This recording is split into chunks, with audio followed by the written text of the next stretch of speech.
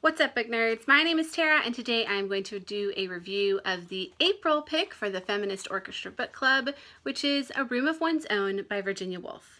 This book was created from a collection of speeches that Virginia Woolf gave in 1928, and it was made into a book in 1929, and it was speeches that she was given on the topic of women in fiction. And instead of talking about women authors and women characters, she decided to talk about women writing fiction and the greater questions of how have women been denied the opportunities to produce excellent fiction over history. The central argument of this book is that women do not have a room of their own in which to write, and that they need a room of their own, they need money of their own, the time and the freedom in order to be able to be creative and to be educated members of society and to create great works that go into our literary tradition. She focuses heavily here on education and the way that education is not equal for men and women. So for example, she, in the third section, I believe, uses the example of Judith Shakespeare. So she is the fictional sister of William Shakespeare, and while William is out thinking and being in the community and trying his hand at writing, Judith is sitting at home doing the housework. She's being forced to be married. William Shakespeare is going to the theater and pushing his way in to get to work the doors, and Judith goes to the doors and she's immediately denied, or even worse, violence is pushed against her. So when William goes on to create some of the greatest works of Western literature, Judith goes on to either live on the streets or possibly even kill herself because she has this wonderful creative mind, but she never gets to use it. Virginia Woolf speaks here of all of the stories that are lost because the women who hold those stories are not ever able to get those stories out. The stories are never able to be formed, and we as a society are at a loss because those stories never get told. Overall, I absolutely adored this book. It is relatively short, but I found myself thinking so many thoughts as I was reading it, and it led me on so many different tangents about how this is completely applicable today, even though maybe some of the things that she's talking about are not necessarily the case. We have derivative issues that come from the lack of opportunity that we still have as women that are absolutely part of the conversation for third wave feminism. So while I may have a room of my own here, and I have money of my own, and I have time to pursue my doctorate, what about women of color, or women from lower classes, or women who are less educated?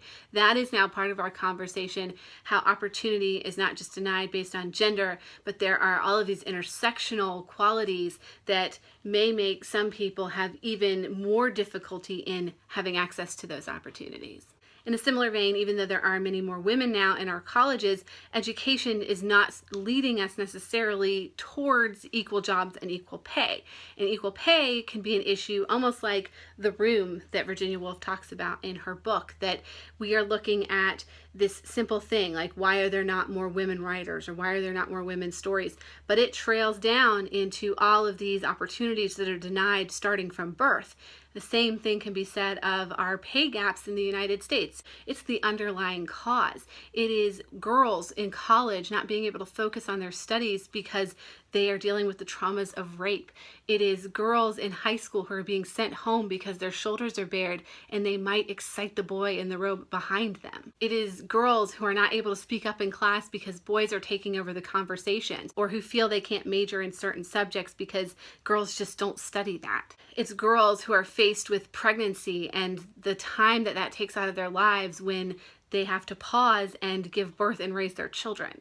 And I'm sure we've all heard the statistics about how even when you get to the point where you might have a wonderful job and great pay, it is still women who are taking on the majority of the housework and the majority of the child rearing. Even when men have stepped in to take some of those responsibilities, women are hired and maybe not able to take that promotion or put as much work into their job as they want to because they're torn between trying to have it all and have their work life and have their home life and their children and their family.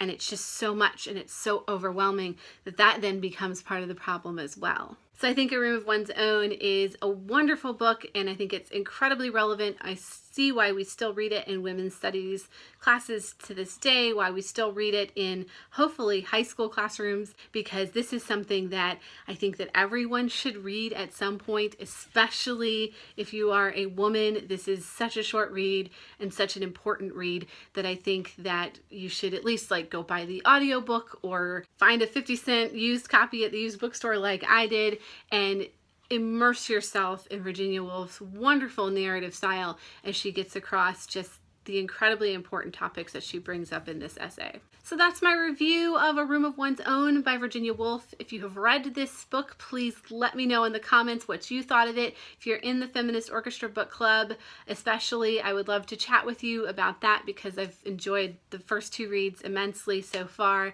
And as always, book nerds, thank you for watching. I will see you next time.